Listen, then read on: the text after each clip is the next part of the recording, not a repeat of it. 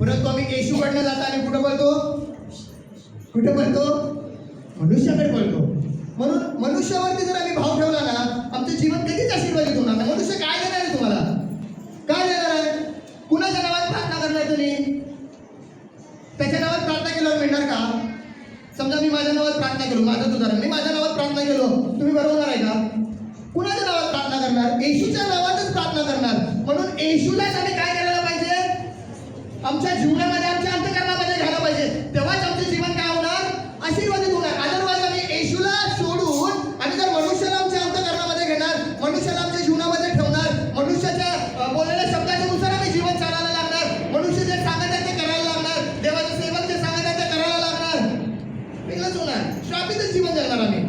म्हणून पुढे काय सांगता बघा, वाचा वचन. तो वैराणातल्या झुडपासारखा होईल. तो कसा होणार? जो मनुष्यावरती भाव ठेवणार तो वैराणातल्या झुडपासारखा होणार. म्हणजे कल्याण होईल. आणि जे परमेश्वराने त्याच्यासाठी ठेवलेलं कल्याण आहे ते तो पाहणार नाही. काय करणार नाही? देवाने आमच्यासाठी काय ठेवलेलं आहे? कल्याण. काय ठेवलं आहे? देवाने आमच्यासाठी आशीर्वादित जीवन ठेवलेलं आहे. देवाने आमच्यासाठी कल्याण ठेवलेलं आहे.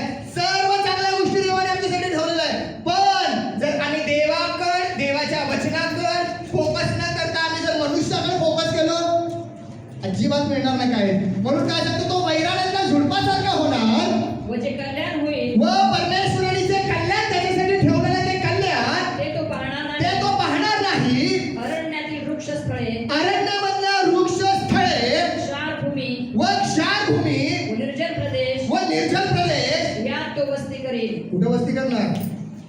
अरण्यामध्ये काय मिळतंय? काटे कुसळे. बायबलमध्ये तुम्हाला सगळं बघायला मिळणार.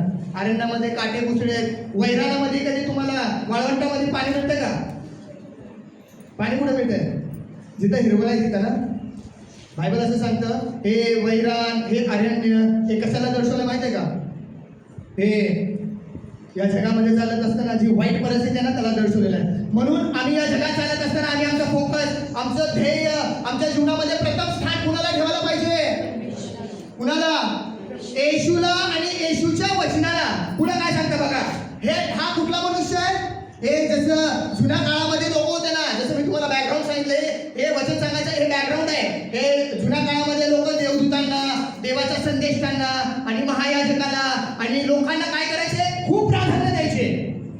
परंतु त्यांचं जीवनाबद्दल लिहिलेलं आहे. कसं आहेत ते लोक? स्थापित आहे. परंतु